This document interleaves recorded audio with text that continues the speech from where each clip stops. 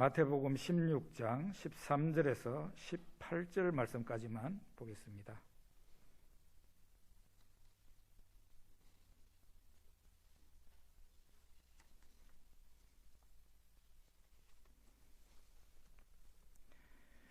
같이 읽겠습니다.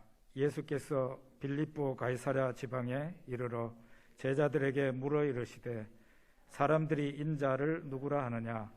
이르되 더러는 세례 요한, 더러는 엘리야, 어떤 이는 예레미야나 선지자 중에 하나라 하나이다. 이르시되 너희는 나를 누구라 하느냐? 시몬 베드로가 대답하여 이르되 주는 그리스도시요 살아계신 하나님의 아들이시니이다. 예수께서 대답하여 이르시되 바요나 시몬아 네가 복이 있도다. 이를 네게 알게 하니는 혈육이 아니요 하늘에 계신 내 아버지시니라.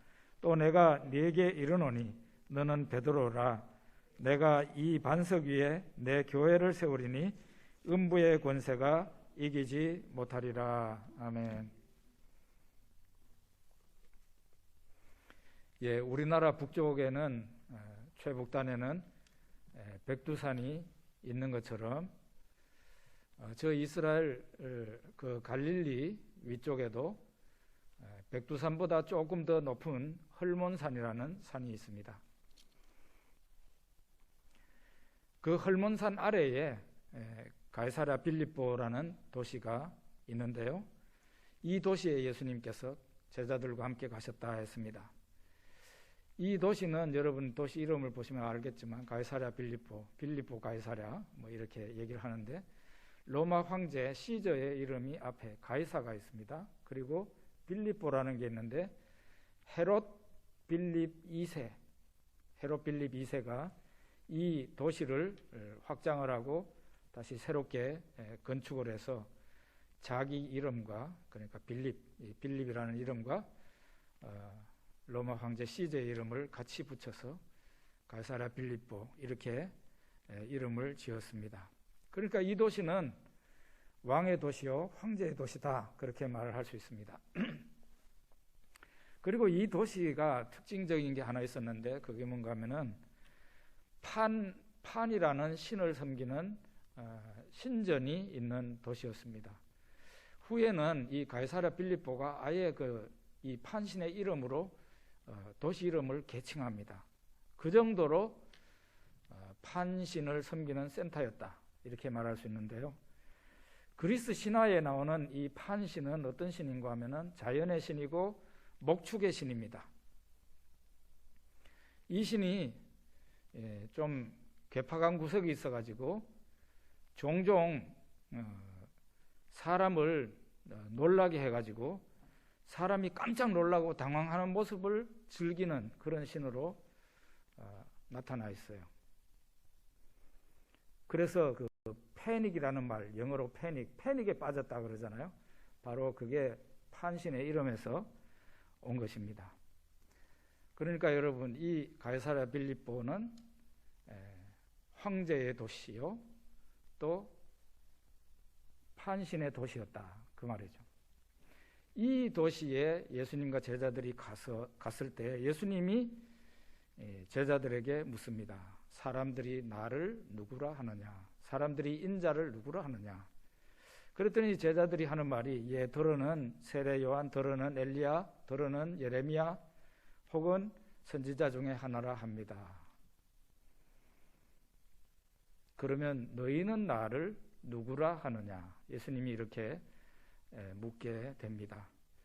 그랬더니 제자들을 대표해서 시몬 베드로가 이렇게 말합니다. 16절과 17절 같이 한번 읽어보겠습니다. 시몬 베드로가 대답하여 이르되 주는 그리스도시요 살아계신 하나님의 아들이시니이다. 예수께서 대답하여 이르시되 바요나 시몬아 네가 복이 있도다. 이를 내게 알게 하니는 혈육이 아니요 하늘에 계신 내 아버지시니라. 당신은 그리스도이시고 그러니까 메시아. 이 그리스도라는 말은 헬라어로 번역된 거죠. 원래 베드로가 말한 것은 미사야 그러니까 메시아라고 그렇게 말을 한 거죠. 당신은 메시아이시고 당신은 살아계신 하나님의 아들이십니다. 이렇게 고백을 한 거죠. 이 고백은 일반 대중들이 생각하는 것과는 너무 다른 거예요. 일반 대중들은 이제 금방 예수님이 물었을 때 뭐라 그랬어요? 어떤 사람은 엘리야, 어떤 사람은 세례 요한, 어떤 사람은 예레미야, 어떤 사람은 선지자 중에 하나가 다시 살아나서 움직이고 있다. 다들 예수님을 어떻게 본 겁니까? 좋게 봐주는 사람들이 예수님을 선지자로 보았습니다. 그런데 베드로는 예수님을 선지자로 본 것이 아니라 첫째는 당신은 메시아입니다. 두 번째로는 당신은 살아계신 하나님의 아들이십니다. 저는 그렇게 생각하는데 이 메시아라는 명칭보다 더 놀라운 고백은 당신은 살아계신 하나님의 아들이십니다. 이 고백이라는 거죠. 이 고백이에요.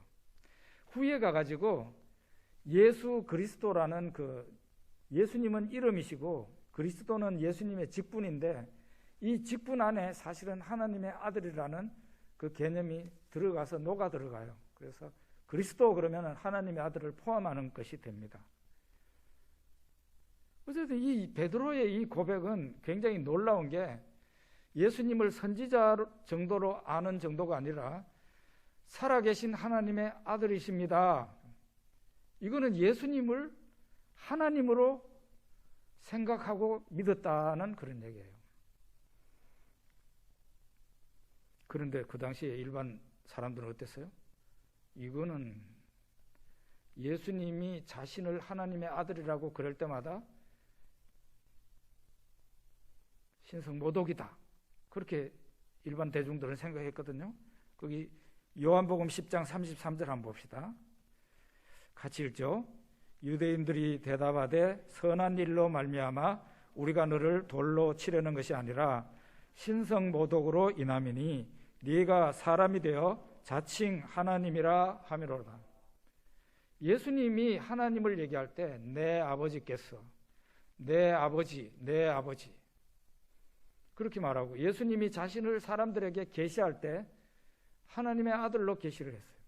그러니까 유대인들이 이거는 자칭 하나님이네, 용서할 수 없다, 신성모독이다, 이렇게 반응을 한 겁니다.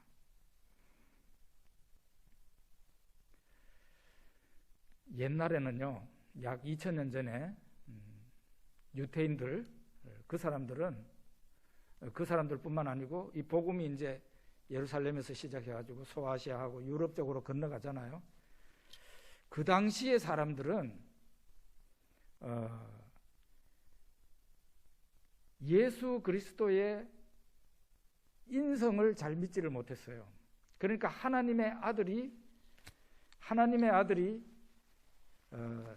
인간이 됐다는 것을 잘 못 믿었어요. 이 시대의 사람들은 어땠는가 하면은 사람의 몸은 죄악성을 가지고 있고 타락한 몸이기 때문에, 악한 것이기 때문에 하나님의 아들이 사람의 몸을 입었을 리가 없다는 거예요.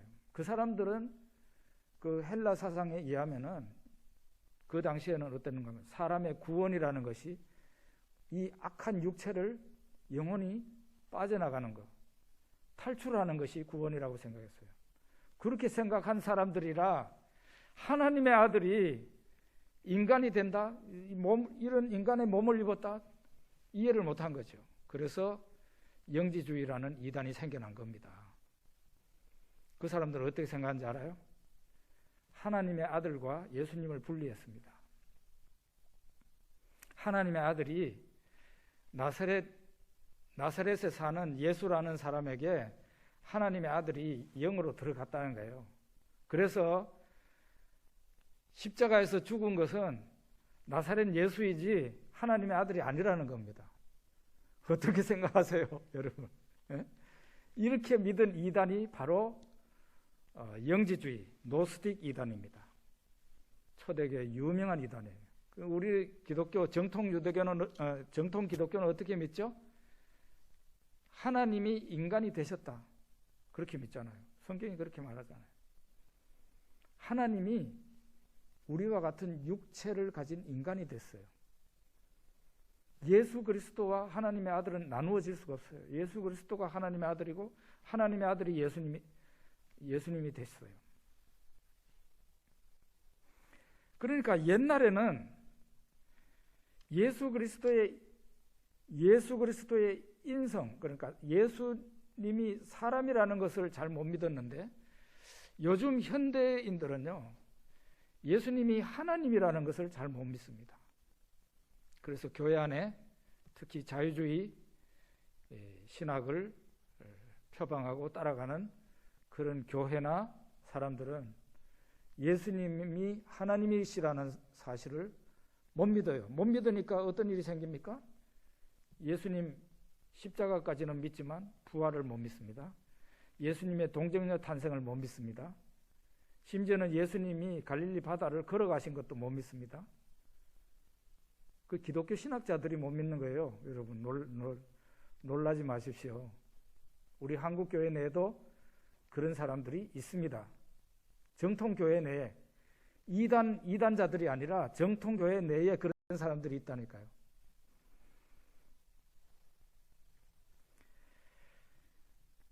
옛날에는 하나님의 아들이 인간이 되신 것에 대해서 못 믿는 사람이 많았는데, 요즘은 어떠냐? 예수님이 하나님이라는 사실을 믿지 못하는 사람들이 많아요. 그래서 우리 교회는 어떤 책임을 가지고 있냐? 제 개인적으로는 그래요. 예수님 오실 때까지 예수님이 하나님이심을 우리는 끝까지 믿고 전파할 수 있는 그런 교회가 된다면 우리 교회는 사명을 다하는 것이다. 저는 그렇게 믿고 있습니다.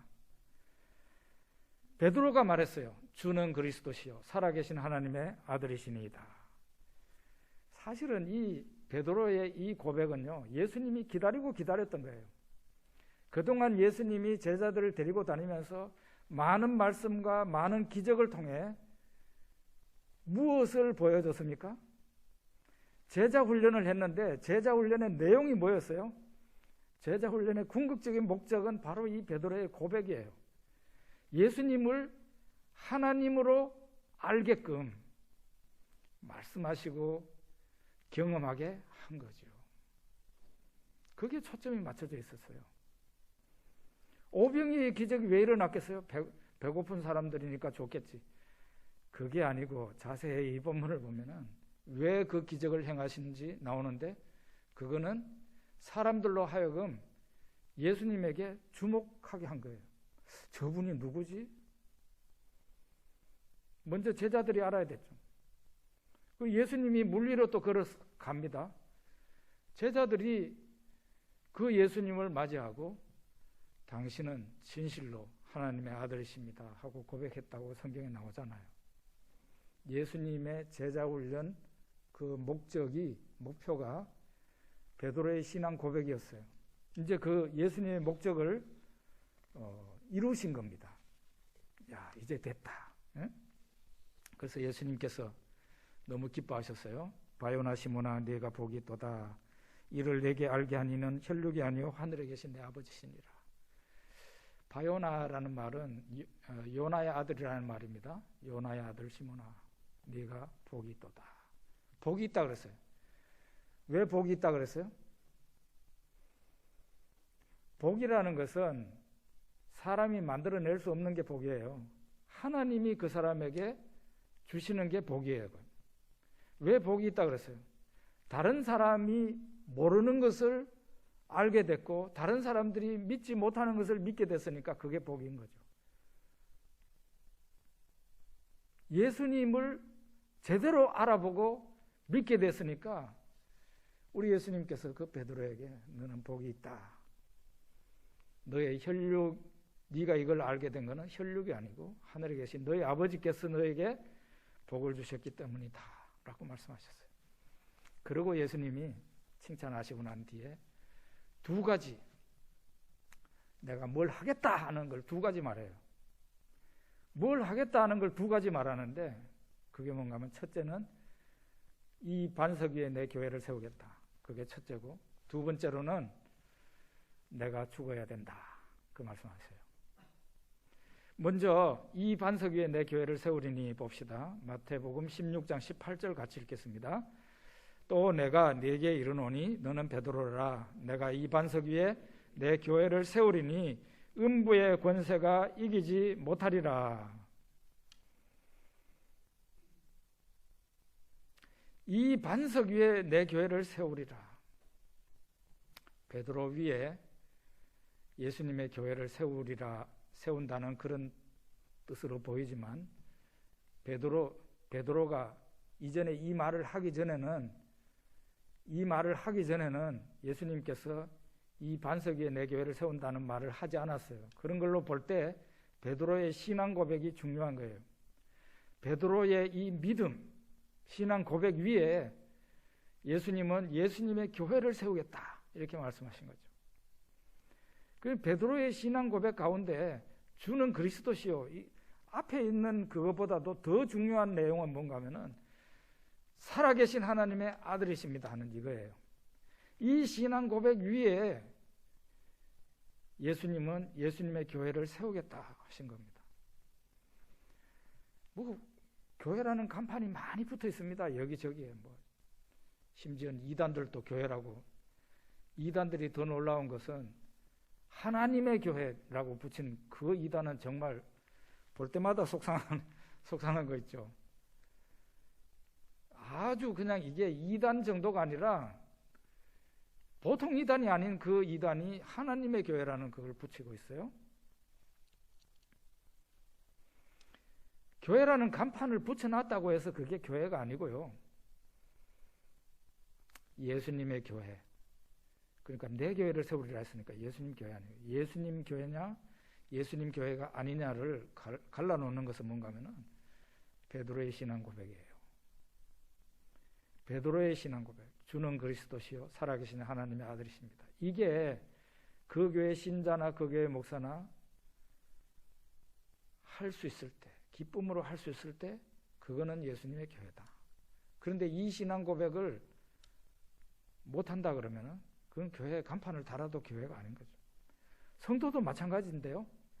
성도인지 성도가 아닌지를 가르는 것이 바로 베드로의 신앙 고백이에요. 목사님, 나는 베드로의 신앙 고백을 전적으로 나의 고백으로 받아들입니다. 주는 그리스도시요 살아계신 하나님의 아들이십니다. 나는 그렇게 고백합니다. 그러면은 성도이십니다. 근데 나는 아직 그게 안 되는데요. 성도 아닙니다. 여러분, 이솝 우화에 이런 이야기가 있습니다. 이솝 우화에 어떤 농장에 소하고 말하고 나귀하고 강아지가 살았어요. 어느 날 나귀가 보니까 농장 주인이 강아지를 데리고 나가서 산책을 하는 걸 봤어요. 강아지가 주인한테 사랑을 받은 거죠. 그러니까 이 나귀가 자기도 강아지처럼 사랑을 받고 싶었어요. 그래서 이렇게 생각합니다. 나도 강아지처럼 행동하면 주인이 나를 사랑하겠지, 이렇게 생각합니다.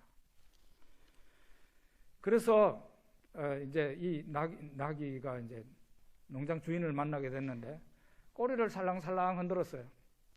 그랬더니 농장 주인이 번쩍만척하는 거예요. 번쩍만척. 실패한 거죠. 그 다음에는 이 나귀가 강아지처럼 저 멀리에서 쫓아와가지고 주인한테 안기려고 앞발을 이렇게 들었어요. 그러니까 주인이 너무 놀래가지고 자빠졌어요. 그 다음에는 강아지처럼 가가지고 나귀가 혓바닥으로 주인의 얼굴을 핥았어요. 그러니까 주인이 엄청 화가 나가지고 이 나귀를 그냥 우리 속에 가둬버렸다는 거 아니에요? 나귀가 강아지처럼 행동을 해도 강아지가 될 수 없는 것처럼 성도 아닌 사람이 성도처럼 행동한다고 성도가 되는 게 아닙니다. 성도처럼 행동한다고 성도가 되는 게 아니에요. 성도가 되려면은 단 하나밖에 없어요. 베드로의 신앙 고백을 마음속 깊은 곳에서 할 수 있어야 돼요. 주는 그리스도시요 살아계신 하나님의 아들이십니다. 그렇게 말할 수 있어야 돼요. 믿을 수 있어야 돼요. 그러면 성도예요, 성도. 자, 이렇게 베드로의 신앙 고백이 있고 난 다음에 첫째로 예수님이 내가 이걸 하겠다 하는 게 이 반석 위에 내 교회를 세우겠다. 내 교회를 세우겠다는 게 첫째였고, 두 번째로 예수님이 이거 해야 돼 한 게 있었는데 그게 뭔가 하면은 마태복음 16장 21절 보겠습니다. 같이 읽겠습니다. 이때로부터 예수 그리스도께서 자기가 예루살렘에 올라가 장로들과 대제사장들과 서기관들에게 많은 고난을 받고 죽임을 당하고 제3일에 살아나야 할 것을 제자들에게 비로소 나타내시니. 뭐 하겠다 그랬죠? 나는 죽어야 된다. 그거예요. 여기에 보면은 예루살렘에 올라가서 지금 현재 예수님이 계시는 곳은 가이사랴 빌립보예요. 예루살렘에서 아주 멀리 떨어진 곳이에요. 아주 멀리 떨어진 곳이에요. 근데 이제 예수님이 예루살렘에 올라가야 된다는 거예요. 올라가서 많은 고난을 받아야 되고 죽임을 당해야 되고 제3일에 살아나야 된다. 이거를 세 가지를 얘기했어요. 반드시 이런 일이 있게 된다는 거예요.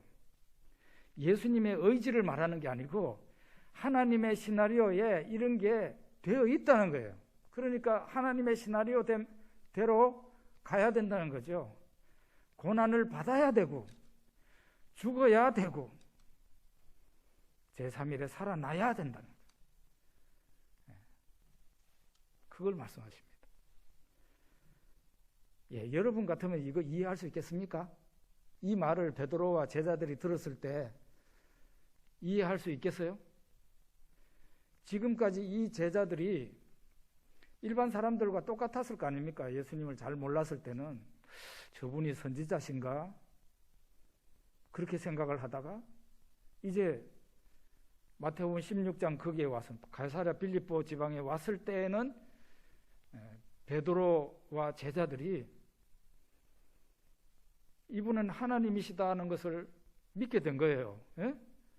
살아계신 하나님의 아들이십니다. 이건 예수님을 하나님으로 믿은 거예요. 그랬는데 하나님이 죽어야 된다? 이해할 수 있겠습니까? 이거는 정말 이해하기가 어려운 일이에요.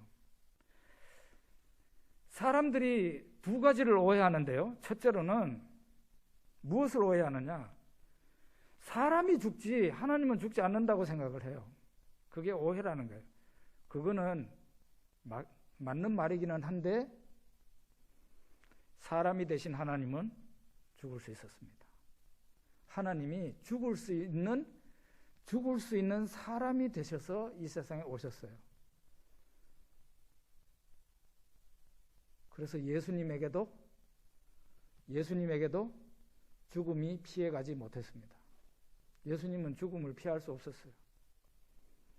죽어야 했어요. 이 세상에 오신 하나님은 죽어야 했습니다. 또 한 가지 오해는 하나님은 절대 하나님 자신을 희생시키지 않는다. 이렇게 생각을 하죠, 사람들이. 그런데 그렇지 않습니다. 세상에 오신 하나님은 자기 자신을 온전히 희생하기 위해서 십자가에서 죽으셨고 또 성부 하나님께서도 자기 희생을 하셨는데 어떤 식으로 하셨습니까? 독생자 예수님을 이 세상에 보내서 십자가에 죽게 했단 말이에요. 그래서 하나님의 사랑은 희생적인 사랑이에요. 희생적. 하나님의 사랑을 얘기할 때 거기에는 하나님의 희생이 있었어요. 유명한 여자 칼럼니스트가 있는데 이 사람은 헤디 미라흐마디라는 그 여성 칼럼니스트입니다. 이 사람은 20년 이상 이슬람교에 몸담아 있으면서 독실한 무슬림으로 그렇게 지냈다가 기독교로 개종한 사람이에요. 이 사람이 고백하기를 자기가 이슬람교에 있을 때에 사랑이라는 말을 단 한 번도 들어본 적이 없었다는 거예요. 알라, 그 사람들은 믿는 신을 알라라고 그러죠. 알라의 사랑에 대해서 들은 적도 없고 남을 사랑하라는 말도 들어본 적이 없다는 거예요.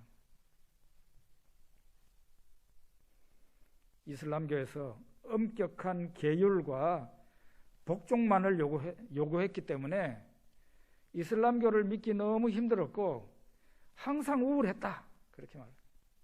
이거는 이 사람만 그런 게 아니고 실제 이 사람이 말을 하기를 이슬람교를 믿고 있는 사람들은 다 그렇다는 거예요. 너무 믿기 힘든다. 그런 것을 느끼고 또 항상 우울하다는 거죠. 그런데 이 사람이 어느 날 복음을 듣게 됐는데 복음 가운데는 뭘 얘기합니까? 하나님은 당신을 사랑하십니다. 그게 나오잖아요. 하나님이 세상을 이처럼 사랑하사 하나님이 당신을 사랑하세요. 이렇게 말합니다. 여기에서 하나님이 사랑한다는 말에 충격을 받았다. 그리고 그것이 자기에게 엄청난 기쁨이 됐다는 거죠. 내가 하나님의 사랑을 받을 수 있고 내가 지금 하나님의 사랑을 받는구나 생각하니까 그렇게 기쁘다는 거죠. 그래서 이 사람은 그런 얘기를 해요. 이슬람을 믿고 있는 무슬림들에게 전도할 때 뭐 다른 말 많이 하지 말고 하나님의 사랑을 말하라는 거예요. 그러면은 그 지금까지 우울하게 종교에 매여 있었던 사람들이 하나님의 사랑이라는 말을 듣고 자기처럼 충격을 받게 된다는 거예요. 예수님 믿게 된다는 거예요. 지금요, 이슬람교를 믿고 있던 무슬림들이 수천만 명이 이 지구촌에서 예수님께로 돌아왔습니다. 여러분 그 아시는지 모르겠지만 특히 그 IS라는 극렬 이슬람주의자들이 일어나가지고 아주 악독한 행동을 했지 않습니까? 테러를 자행하고 거기에 막 이슬람을 믿고 있는 이슬람교 교인들이 질색을 한 거예요. 그리고 자기네 실체를 알게 된 거죠. 예? 환멸을 느꼈습니다. 지금 특별히 이슬람교를 믿고 있는 여성들이 이슬람교 내에서는 사람으로 제대로 인정을 못 받잖아요. 이 사람들 가운데 많은 사람들이 예수님을 믿게 됐어요. 저는 그렇게 생각합니다. 우리나라에 인도네시아다, 파키스탄이다, 중동에서 또 북아프리카 쪽에서 이런 데서 무슬림들이 우리나라 취직을 위해서 공부를 위해서 오는데 절대로 무서워할 이유가 없다고 생각해요. 잘 오시오 해가지고 교회 가까이 데리고 와서 예수님 전하고 하나님 당신을 사랑하십니다. 그러면서 제가 볼 땐 사형리 전도가 너무 좋아요. 하나님은 당신을 사랑하시며 당신을 위한 놀라운 계획을 가지고 계십니다. 그러면서 전도하는 거죠. 하나님께서 우리의 밥이 되라고 우리 가까이 그 사람들을 끌고 오는데 왜 들어오지 말라고 그럽니까? 그럴 필요는 없다. 그런 얘기죠. 우리는 좋은 것을 가지고 있습니다. 예수 그리스도의 죽음은 하나님의 죽음이에요. 하나님의 자기 희생이에요. 다음 주는 이제 종려주일입니다. 고난주간이 시작돼요. 마침 우리가 오늘 이 말씀을 깊이 생각해야 될 것 같아요. 하나님의 죽음, 예수 그리스도의 십자가. 예수님은 밤새도록 채찍을 맞으셨어요. 여러분 예수님이 맞으신 그 채찍 아시죠? 어떻게 됐는지. 로마 사람들이 사용했던 그 시대의 그 채찍이 채찍 끝에 쇠조각, 뼈조각 이런 걸 붙여가지고 치면은 살을 파내는 그런 채찍이에요. 그냥 우리나라에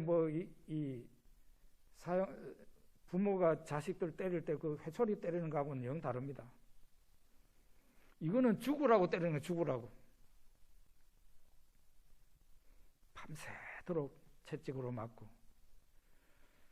고통과 모욕과 수치를 다 받으셨습니다. 예수님 침뱉음도 당했죠. 뺨도 맞았죠. 그리고 새벽 일찍이 십자가를 지고 예루살렘 밖으로 끌려나갑니다. 그리고 십자가에 달리기 전에, 못 박기 전에 군인들이 예수님의 속옷까지도 다 벗겨서 자기네가 가지고 가버렸습니다. 예수님에게 걸친 옷이 있었을까요? 없었을까요? 없었습니다.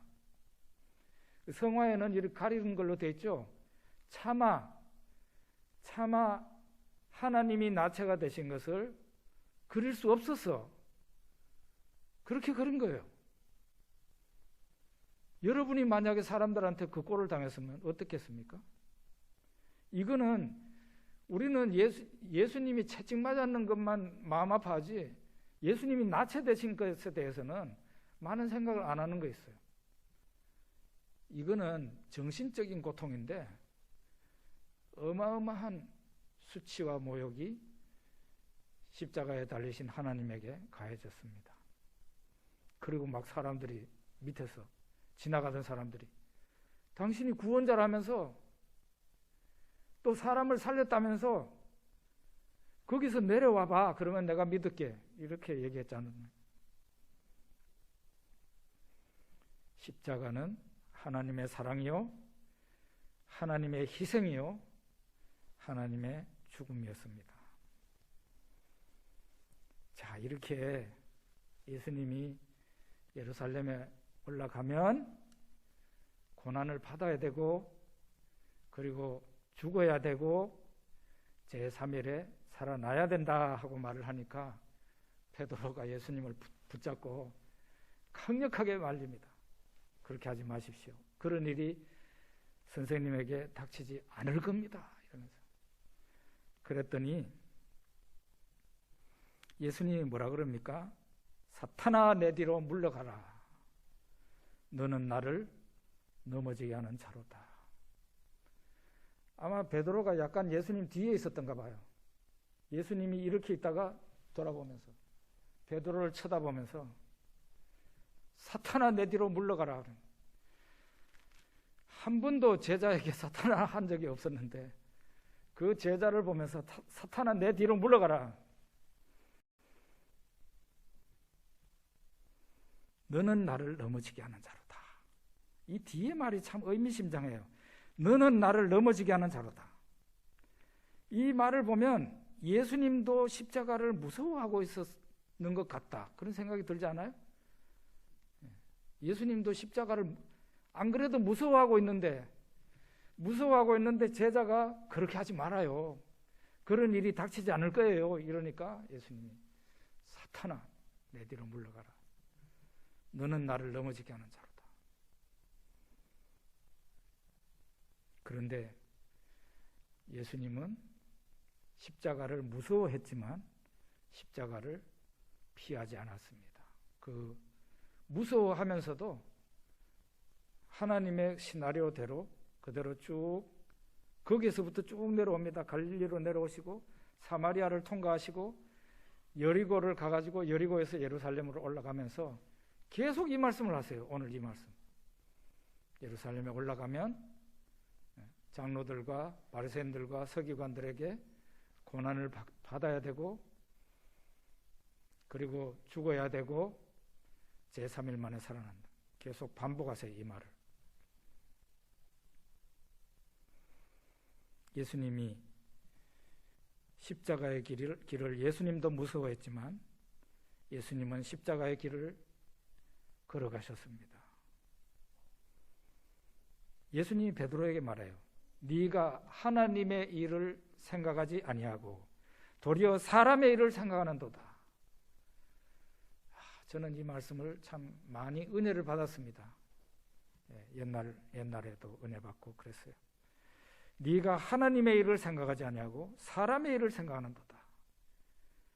예수님을 따른다는 사람들이 많지요. 오늘날도 옛날도 예수님을 따르는 사람이 많아요. 그런데 그 따르는 사람들이 다 하나님의 일을 생각하고 따릅니까? 사람의 일을 생각하고, 이 베드로처럼 말이죠. 사람의 일을 생각하고 예수님을 따라가는 사람도 상당수가 있다. 사람의 일이라는 게 뭐죠? 자기 자신을 생각하는 거예요. 자기가 안 죽으려고 하는 거예요. 그럼 하나님의 일이라는 게 뭐예요? 하나님은 우리들에게 하나님의 영광을 생각하라는 것입니다. 하나님의 영광을 생각한다면 때로는 우리가 우리 고난뿐만 아니라 우리의 목숨까지도 내놓아야 되는 그런 상황에 처할 수 있어요.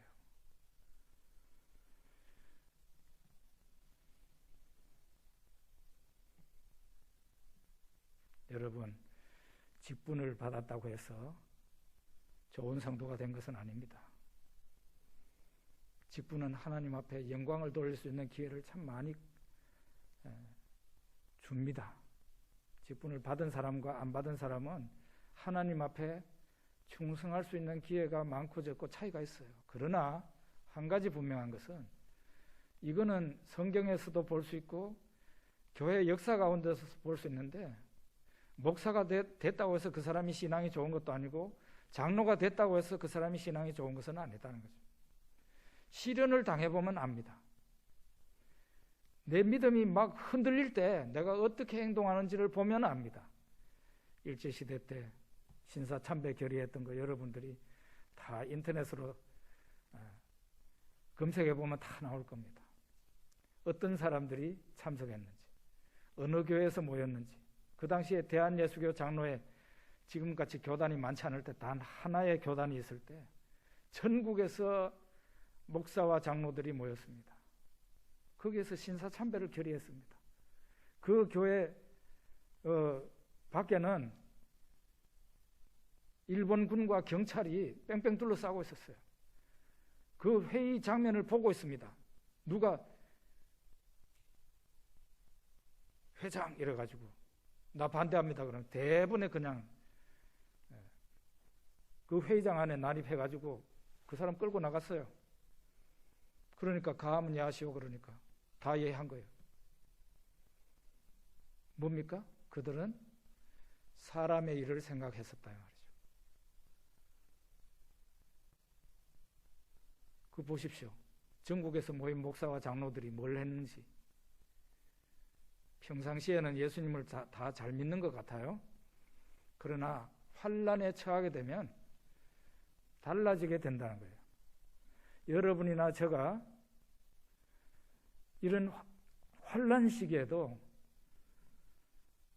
사람의 일을 생각하는 게 아니라 하나님의 일을 생각하고 예수님처럼 십자가의 길을 가기를 마다하지 않는 그런 믿음을 하나님께서 주시기를 기도합니다. 마태복음 16장 25절 봅시다. 마태복음 16장 25절 같이 있습니다. 누구든지 제 목숨을 구원코자 하면 잃을 것이요 누구든지 나를 위하여 제 목숨을 잃으면 찾으리라. 예수님의 이 말씀은 만인 앞에 선포된 진리예요. 결국은 예수님도 이 진리를 순종해야만 됐어요. 예수님도 영광을 받으시기 위해서는 고난과 십자가의 길을 가야만 했어요. 예수님도 예외가 아니었어요. 예수님도 그렇게 하면서 너희도 너희 자신을 생각하면 너희 자신의 구원을 잃어버릴 거야. 그런데 너희가 너희 자신을 생각하는 게 아니라 죽음을 각오하고 하나님을 생각하면 후에 영광을 얻게 될 거다. 살고자 하는 사람은 죽게 되고 죽고자 하는 사람은 하나님을 위해서 죽으려고 하는 사람은 죽는 사람은 그 사람은 나중에 살게 된다. 이게 바로 예수님에게도 적용되는 진리고 예수님의 말씀을 듣는 모든 사람, 만인에게 적용되는 진리라는 것이에요. 그러면서 예수님은 뭐라고 그럽니까? 나는 내가 가는 길을 가게 될 거다. 아직도 예수님의 십자가는 장래의 미래에 있는 거죠. 나는 내가 영광을 얻기 위해서 십자가의 길을 갈 거다. 너희도 그렇게 해야만 구원을 받게 되고 후에 영광을 얻게 될 것이다. 이렇게 말을 합니다. 영광의 부활은요, 누구에게나 다 주어졌는데 문제는 고난을 통과해야 영광이 있다는 거예요. 십자가를 통과해야 부활의 아침이 있습니다. 길이 한 길밖에 없어요. 부활의 길이 따로 있고 십자가의 길이 따로 있는 게 아니고 이 좁은 한 길밖에 없는데 이 길로 들어가면은 먼저 뭐가 나타나느냐? 고난이 나타나고 십자가가 나타나요. 그거를 보고 도망가면 안 돼요. 그냥 그대로 걸어가야 돼요. 고난을 받아야 돼요. 심지어 죽을 수도 있어요. 그 다음에 뭡니까? 부활이 있어요. 영광이 있어요. 베드로가 예수님을 하나님의 아들로 고백하니 예수님이 두 가지를 말씀하셨습니다. 내가 이 반석 위에 내 교회를 세우겠다. 교회가 어떤 믿음을 가져야 된다는 것을 우리에게 보여줍니다. 두 번째는 인자가 죽어야 된다. 그래야 살게 되어 있다. 예수님이 말씀하시면서 제일 마지막에 도전합니다. 너희도 내가 가는 길을 따라오너라. 이렇게 말씀을 하셨습니다. 기도하겠습니다.